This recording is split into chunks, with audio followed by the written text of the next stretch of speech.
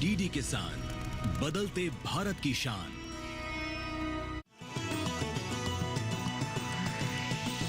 DD किसान, बदलते भारत की शान।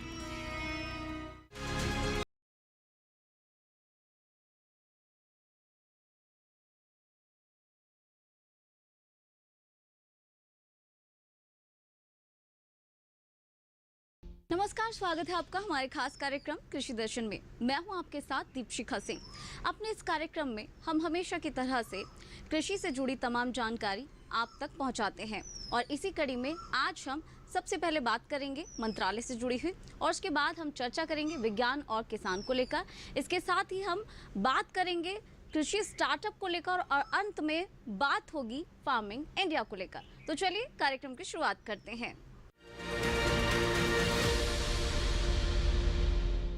तो चलिए सबसे पहले बात कर लेते हैं मंत्रालय से जुड़ी हुई। देश के कृषि विकास में सबसे ज्यादा महत्वपूर्ण भूमिका होती है कृषि विज्ञान केंद्र की। कृषि विज्ञान केंद्र के बारे में दिल्ली स्थित कृषि भवन में डीडी किसान के स्टूडियो से ज्यादा जानकारी दे रहे हैं सुधीर सिंह भदौरिया।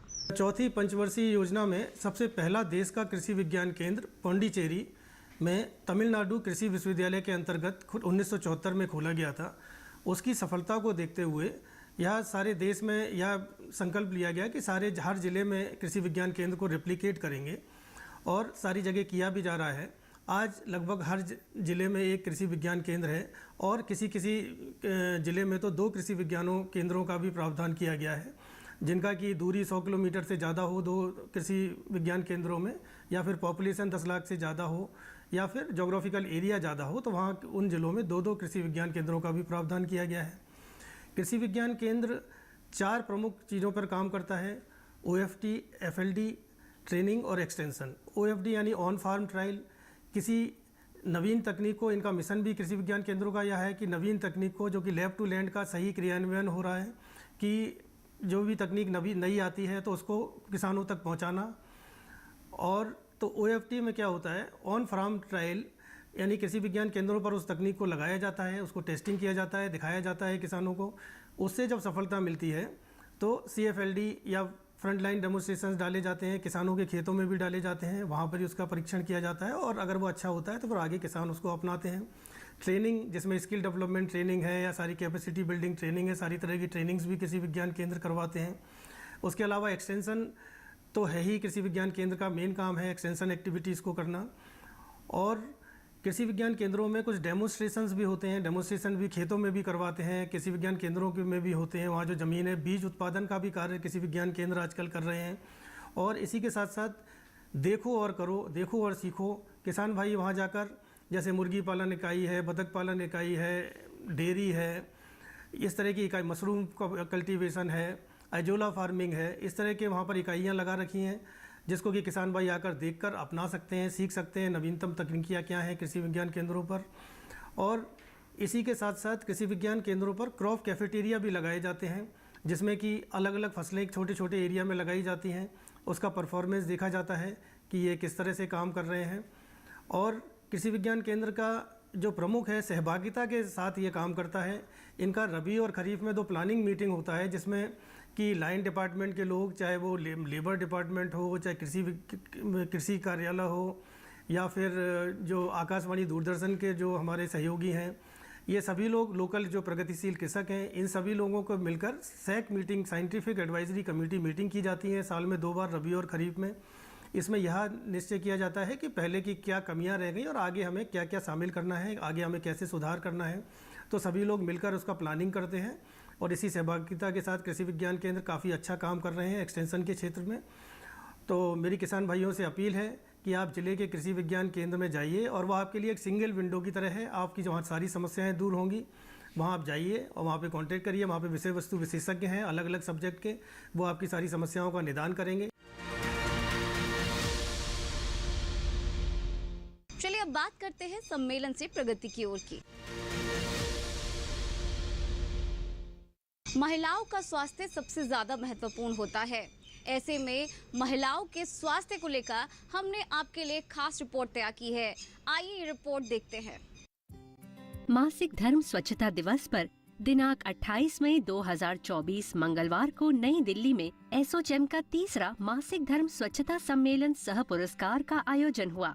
इस आयोजन में महिलाओं को मासिक धर्म के दौरान स्वच्छता को बढ़ावा देने के लिए किया गया। साथ ही मासिक धर्म से जुड़ी मिथक और गलत धारणाओं के बारे में सटीक जानकारी दी गई। मासिक धर्म स्वच्छता सुविधाओं तक पहुंच की कमी लड़कियों के बीच स्कूल से अनुपस्थित रहने में योगदान देती है। इसी समस्या को हल करने के लिए भारत सरकार ग्रामीण क्षेत्रों में 10 से 19 वर्ष की आयु वर्ग की किशोरियों के बीच मासिक धर्म स्वच्छता को बढ़ावा दे रही है। साथ ही इस अवसर पर डॉक्टर ब्लॉसम कोचर, सह अध्यक्ष एसोचैम नेशनल वेलनेस काउंसिल और अध्यक्ष aroma magic private limited doctor Huma Masood, विशेषज्ञ यूनेस्को सुश्री उर्वशी प्रसाद, निदेशक कार्यालय उपाध्यक्ष नीति आयोग, भारत सरकार समेत कई अन्य गणमान्य अतिथि मौजूद थे। Over the years, recognizing the crucial need to break the silence and raise awareness about menstrual hygiene practices, as well as to combat menstrual stigma and create a supportive environment where every woman and girl can manage her menstrual hygienically. Implements a scheme for promotion of menstrual hygiene since 2011 to increase awareness among adults and girls, to increase access to and use of high-quality sanitary napkins to adults and girls, and to ensure safe disposal of sanitary napkins in an environment-friendly manner.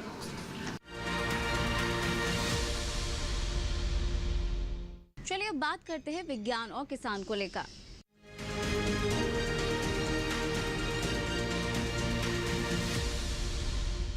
व्यावसायिक तौर से देखा जाए तो जो अनानास होता है वो सबसे ज़्यादा महत्वपूर्ण होता है। एक तो इसके अंदर विटामिन ए और विटामिन सी प्रचुर मात्रा में पाया जाता है। ऊपर से अनानास का जूस के साथ साथ सब्जी में भी इस्तेमाल किया जाता है और साथ साथ फूड प्रोसेसिंग के द्वारा इसके कई प्रोडक्ट्स भी बनाए जाते हैं। तो कैसे इसकी खेती की जाती है उसको लेकर एक रिपोर्ट आपको दिखा देते हैं। अनानास उगाने की शुरुआत ब्राजील में हुई थी। यहाँ से ये धीरे धीरे दुनिया के दूसरे उष्णकटिबंधीय इलाकों में फैला।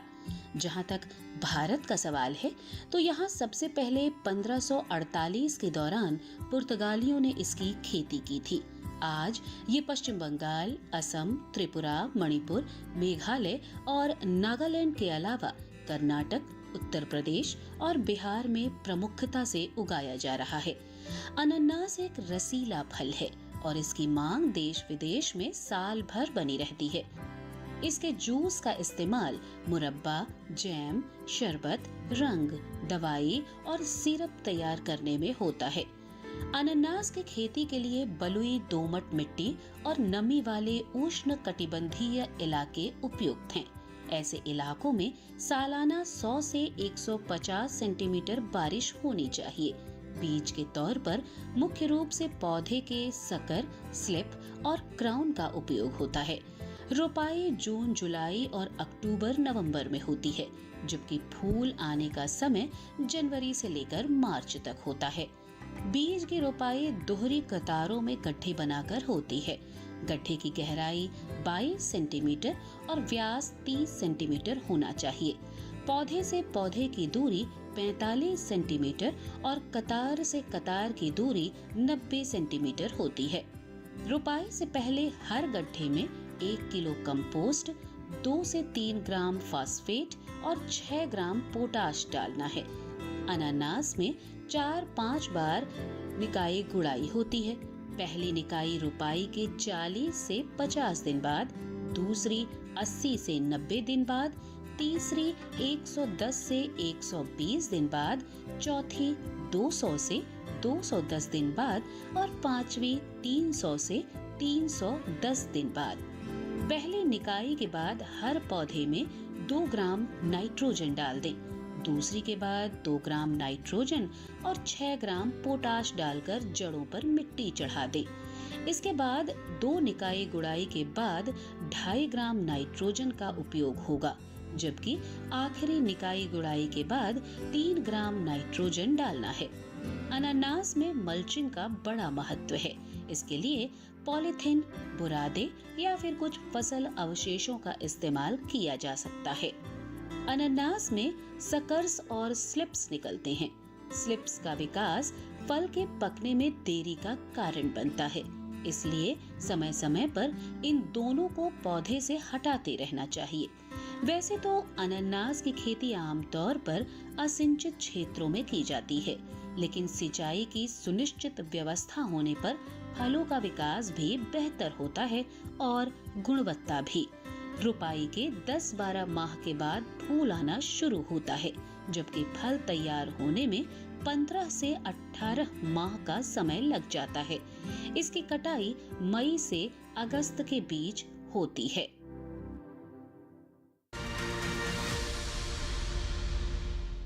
तो चलिए यहाँ रुकेंगे एक छोटे से ब्रेक के लिए। ब्रेक के उस पार बात होगी कृषि स्टार्टअप को लेकर। तब तक बने रहेगा डीडी किसान पर।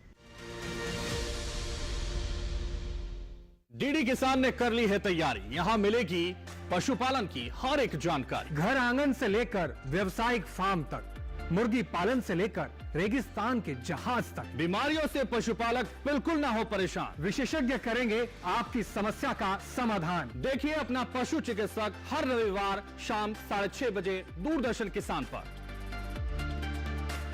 ब्रेक के बाद एक बार फिर से स्वागत है आपका हमारे खास कार्यक्रम कृषि दर्शन में। चलिए अब कार्यक्रम को आगे बढ़ाते हैं। अपने अगले सेगमेंट का रुख कर लेते हैं, जो कि है कृषि स्टार्टअप।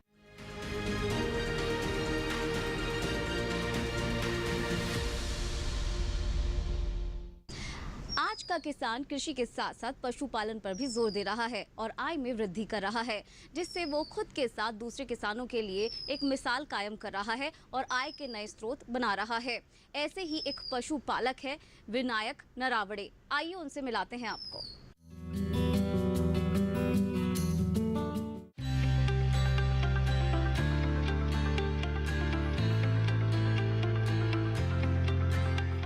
बकरी आकार में छोटी और शांत स्वभाव वाली होती है, इसीलिए इसे रखने के लिए बहुत ज्यादा जगह की जरूरत नहीं है। ये हर तरह की जलवायु में रह सकती है और किसी भी प्रकार के पेड़ पौधे या झाड़ियों को खा सकती है। इसी कारण दूसरे पशुओं के मुकाबले बकरी पालना कम खर्चीला है।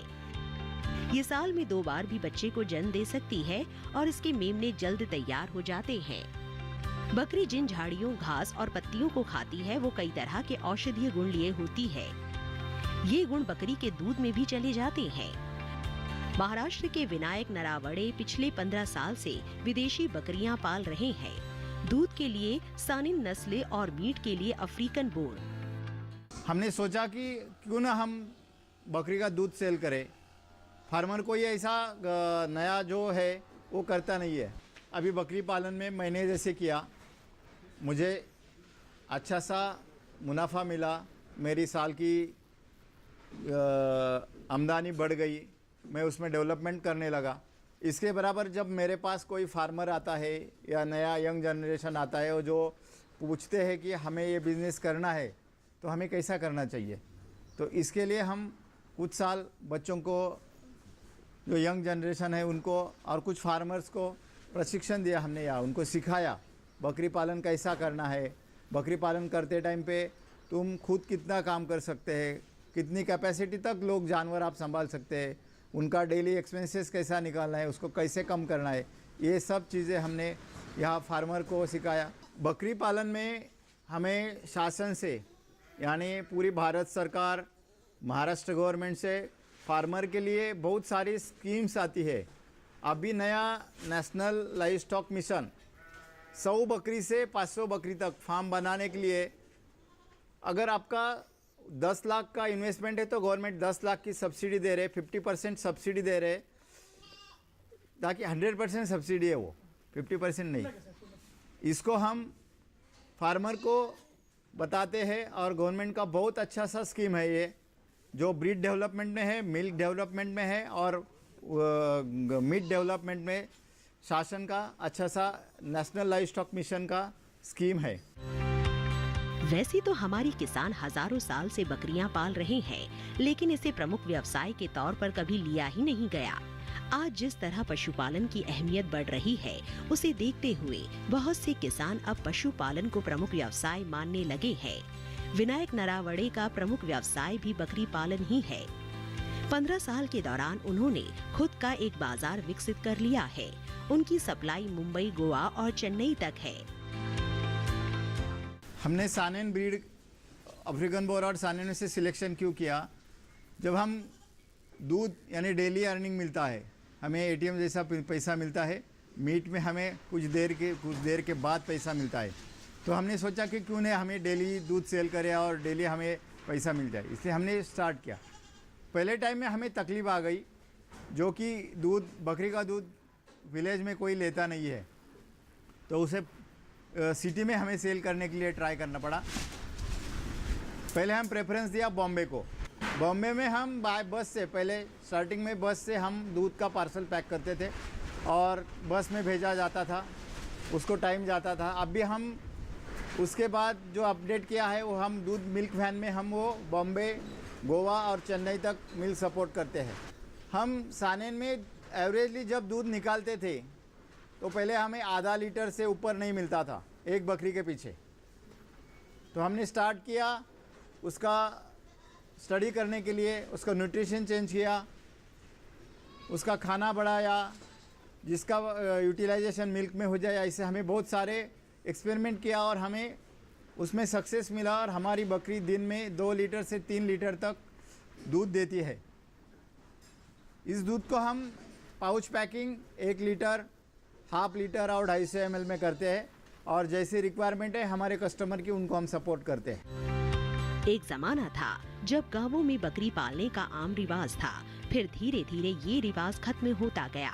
आज के दौर में जबकि हर काम व्यवसाय का रूप ले रहा है, बकरी पालन भी व्यवस्थित तरीके से होने लगा है।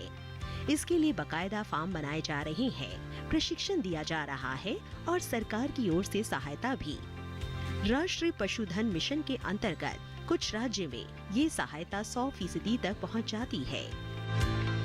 आज हम जब भी बकरी पालन के बारे में सोचते थे, वेटरनरी यूनिवर्सिटी कॉलेजेस से ऐसे अच्छे जगह पे जाके आप अगर बकरी पालन का अच्छा सा ट्रेनिंग ले सकते हैं तो आप वहाँ पे जाओ, अच्छा सा ट्रेनिंग ले लो। आप कम से कम 8 से 10 फार्म्स को विजिट करो और हो सकता है तो आप 6-7 दिन का वहाँ पे जाके पूरा प्रैक्टिकल ट्रेनिंग लेंगे तो आप डेफिनेटली बकरी पालन का अच्छा सा बिजनेस शुरू कर सकते हैं। जब हम बकरी पालन के बिजनेस के बारे में सोचते हैं तो बकरी पालन बिजनेस मेजरली 3 रीज़न से होता है। पहला होता है मीट पर्पज़, दूसरा होता है मिल्क पर्पज़ और तीसरा होता है कि ब्रीडिंग फार्म्स। सो ये तीनों इसमें भी बहुत ज़्यादा स्कोप है। मीट पर्पज़ के लिए आप देखना चाहते हैं कि हाँ, यहाँ पे भारतवर्ष में बहुत ज़्यादा लोग अभी नॉन वेजिटेरियन है और बकरी का मीट सबसे ज़्यादा फेमस है, तो मीट पर्पज़ के लिए बहुत ही ज़्यादा स्कोप है। जब हम मिल्क की बात करते हैं तो बकरी को आज हमारे भारत में 3 से 4 लीटर दूध देने वाली बकरियां अभी अवेलेबल है। और अगर ये 3 से 4 लीटर का दूध हम देखते हैं तो आज बॉम्बे है, चेन्नई है, गोवा है, यहाँ पे जगह पे जब हम महाराष्ट्र से, पुणे से दूध बेचते हैं तो वो 175 रुपीज़ पर लीटर का कॉस्ट उसे मिलता है। तो बहुत ही अच्छा इनकम दूध से भी होता है, तो आप दूध पे भी फोकस कर सकते हैं। हमारे किसी दोस्त को नया बकरी पालन का व्यवसाय शुरू करना है या पुराने हमारा बकरी पालन का बिजनेस है उसमें इम्प्रूवमेंट करना है तो आप ज़रूर ट्रेनिंग प्रोग्राम ले लें। गवर्नमेंट के थ्रू, सेंट्रल गवर्नमेंट हो, स्टेट गवर्नमेंट हो या बाकी की एजेंसी हो, बहुत सारी सब्सिडी की स्कीम्स अभी बकरी पालन के लिए शुरू है, जैसे NLM है, RKVY है और बहुत सारी स्कीम्स अवेलेबल है। तो मैं सभी फार्मर से सूचित करना चाहता हूँ कि आप एग्रीकल्चर के लिए सेकेंडरी बिजनेस तो बकरी पालन कर ही सकते हैं, लेकिन आपको अगर अच्छी आमदनी चाहिए तो आप एज अ मेन बिजनेस करके भी आप बकरी पालन को शुरू करें। आपको जब भी कुछ हेल्प चाहिए, KVKS यूनिवर्सिटी और ये सारी यंत्रणाएं आपके सेवा में हाजिर है। 20वीं पशुधन गणना बताती है कि हमारे देश में बकरियों की कुल संख्या 15 करोड़ के आसपास है। ये 19वीं गणना से 10% ज्यादा थी। इसका मतलब हुआ कि देश में बकरी पालन के प्रति लोगों का रुझान तेजी से बढ़ रहा है।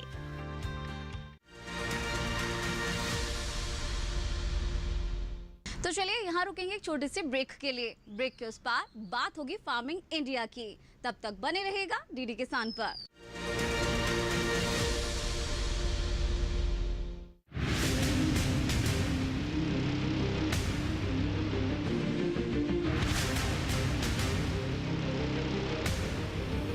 जब तपती है धरती, सूरज उगलता है आग, ठंड में जब सर्दी जमा देती सबके हाल, सब छुप जाते अपने अपने घरों में, तब बाहर निकलता सिर्फ एक इंसान, भरने के लिए हम सबका पेट, खून को पसीने की तरह देता बहा, थक जाता, झुलस जाता, हो जाता बीमार, तब उसकी सेहत का ध्यान रखता सिर्फ डीडी किसान।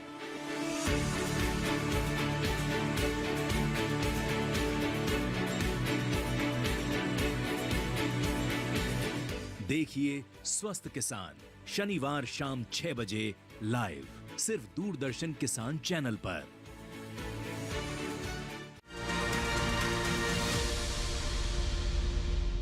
ब्रेक के बाद एक बार फिर से स्वागत है आपका हमारे खास कार्यक्रम कृषि दर्शन में।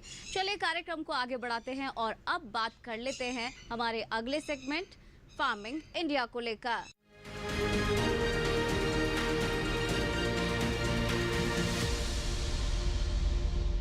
फार्मिंग इंडिया में अब हम बात कर लेते हैं खेती किसानी से जुड़ी सलाह के बारे में, जिसकी जानकारी दे रहे हैं हमारे सहयोगी एआई कृष।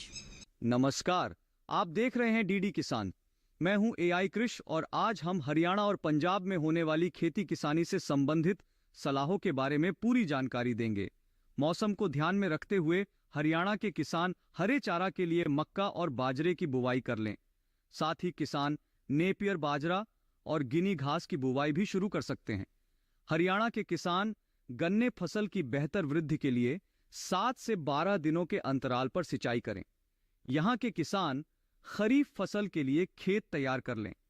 पानी की बचत के लिए किसान धान की सीधी बुवाई कर सकते हैं। साथ ही शाम के समय सिंचाई करें और मिट्टी की नमी बनाए रखें। हरियाणा के किसान कपास की बुवाई का काम पूरा कर लें।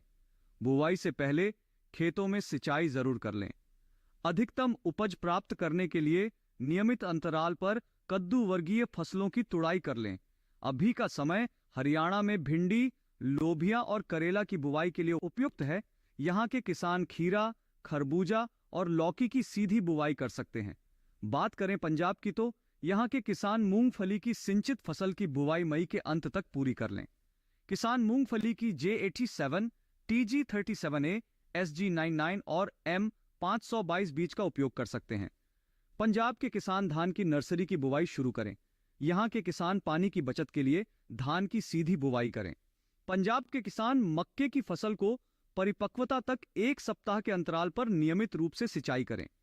यहाँ के किसान टमाटर, बैंगन, मिर्च, शिमला मिर्च और कद्दू वर्गीय फसलों की नियमित अंतराल पर सिंचाई करें, लेकिन अधिक पानी देने से बचें।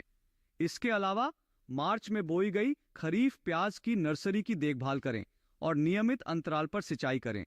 इसी तरह कृषि और किसानों से जुड़ी हर महत्वपूर्ण जानकारी के लिए हमारे साथ जुड़े रहिए और देखते रहिए डीडी किसान। फार्मिंग इंडिया में आज हम बात करेंगे कृषि सखी को लेकर, जो खुद प्रशिक्षित होकर दूसरे किसानों को भी इसके बारे में जानकारी दे रही हैं और ना सिर्फ जानकारी दे रही हैं बल्कि खेती किसानी में हाथ भी बढ़ा रही हैं। इसको लेकर हमने आपके लिए खास रिपोर्ट तैयार की है, आइए दिखाते हैं ये रिपोर्ट। ग्रामीण भारत के हृदय में एक मूक क्रांति जड़ें जमा रही है। स्थायी कृषि परिवर्तन के पीछे प्रेरक शक्ति कृषि सखियों से मिले। ये पहल कृषि और किसान कल्याण मंत्रालय और ग्रामीण विकास मंत्रालय के संयुक्त नेतृत्व में 70,000 कृषि सखियों को प्राकृतिक खेती पर प्रशिक्षित करने और कार्यान्वयन के लिए उन्हें मैनेज हैदराबाद द्वारा पैरा विस्तार कार्यकर्ता के रूप में प्रमाणित करने के लिए है। ये कृषि के भविष्य को आकार देने वाले परिवर्तन और सशक्तिकरण की कहानी है। कक्षा में सैद्धांतिक ज्ञान को क्षेत्र प्रदर्शनों और एक्सपोजर विजिट्स द्वारा पूरक किया जाता है। पूरा होने पर कृषि सखियों का उनके ज्ञान और कौशल के लिए मूल्यांकन किया जाता है और उन्हें पैरा विस्तार कार्यकर्ता के रूप में प्रमाणित किया जाता है। ये प्रमाणीकरण उस ज्ञान का प्रमाण है जो अन्य किसानों को प्रदान किया जा सकता है। प्रमाणित कृषि सखियां किसानों की जागरूकता और क्षमता निर्माण के लिए पैरा विस्तार कार्यकर्ता सामुदायिक संसाधन बन जाती हैं और किसानों, केवीके, कृषि और संबंध विभागों के बीच एक कड़ी के रूप में कार्य करती हैं। कृषि पारिस्थितिक पोषण सुरक्षा पर ज्ञान से सुसज्जित वे अपने गांव में टिकाऊ खेती की रीढ़ बन जाती हैं। कृषि सखियां NMNF जैव संसाधन केंद्र, PMFBY और कई अन्य योजनाओं को लागू करने में महत्वपूर्ण भूमिका निभाती हैं और किसानों को इन पहलों के लाभों तक पहुंचने के लिए मार्गदर्शन करती हैं। परिवर्तन के क्षेत्र में कृषि सखियां प्रगति के बीज हैं, जो टिकाऊ कृषि के भविष्य का पोषण करती हैं। ग्रामीण भारत को नया आकार देने वाली इन असाधारण महिलाओं का जश्न मनाने में हमारे साथ शामिल हों।